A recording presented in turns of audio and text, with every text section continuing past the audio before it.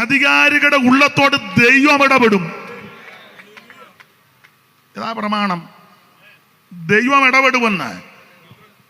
ഉന്നതന് മീതെ ഉന്നതനുണ്ട്, അവന് മീതെ അത്യുന്നതൻ നമുക്ക് വേണ്ടി ജാഗരിക്കുന്നുമുണ്ട്. ഇയ്യോബ് ഒരിക്കൽ പറഞ്ഞു, ഇപ്പോഴോ എന്റെ സാക്ഷി സ്വർഗത്തിലും എന്റെ ജാമ്യക്കാരൻ ഉയരത്തിലിരിക്കുക. രാജാക്കന്മാരെ വാടിക്കുന്നവനും നീക്കുന്നവനും ദൈവമാണ്. അറിയാമല്ലോ, ദാനിയേൽ പ്രവചനം 2-ാം അധ്യായത്തിലെ രാജാവ് കണ്ട ബിംബം തലതങ്കം കൊണ്ടും നെഞ്ചും കയ്യും വെള്ളി കൊണ്ടും മയറ് വരെയും താമ്രം കൊണ്ടും ഇരുമ്പ് കൊണ്ടും കാലിന്റെ ഭാതി കളിമണ്ണും ഭാതി എന്തുവാ ഇരുമ്പും കൊണ്ടും തമ്മിൽ യോജിക്കുന്നില്ലല്ലോ. എപ്പോഴും പേപ്പർ വായിക്കുമ്പോൾ അങ്ങോട്ട് ചാടാൻ സാധ്യത ഉടനെ 2 പേരെ വിട്ട് ചാടരുത്. ഇരുമ്പും കളിമണ്ണുമാണ്. ഉടനെ മറ്റേ പുള്ളി കുറച്ച് പേര് ചാടും, ഉടനെ വേറൊരു ദൂതനെ വിട്ട് ഇപ്പം ചാടരുത്. കയ്യാലപ്പുറത്തെ തേങ്ങാ പോലെ ഒറ്റ ഒരുത്തനെ വിശ്വസിക്കാൻ ഒക്കത്തില്ല. ഇല്ല, അത് ആരുടെ കുറ്റമാണെന്ന് പറയുന്നില്ല. ഈ പുസ്തകം പഠിപ്പിക്കുന്നത് ഈ ഇരുമ്പും കളിമണ്ണുമായി യോജിക്കുകയല്ല.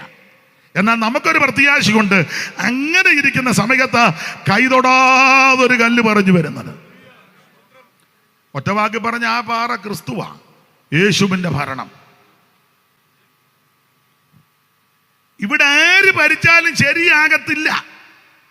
കാരണം ഇനി ഒരു ഭരണം നടക്കും, അത് യേശു ക്രിസ്തു ഭരിക്കും. അന്ന് മാത്രമേ ശരിയായ ഭരണം ഇവിടെ നടക്കൂ. അപ്പൊ പിന്നെ നമ്മളൊരുത്തിനെ അങ്ങോട്ട് ജയിപ്പിച്ച് വിട്ടിട്ട് തന്നെ എടുക്കാനാ? ചേട്ടൻ അനിയൻ കോന്തക്കുറുപ്പ്, ചേട്ടൻ അനിയൻ ആകു തന്നെ.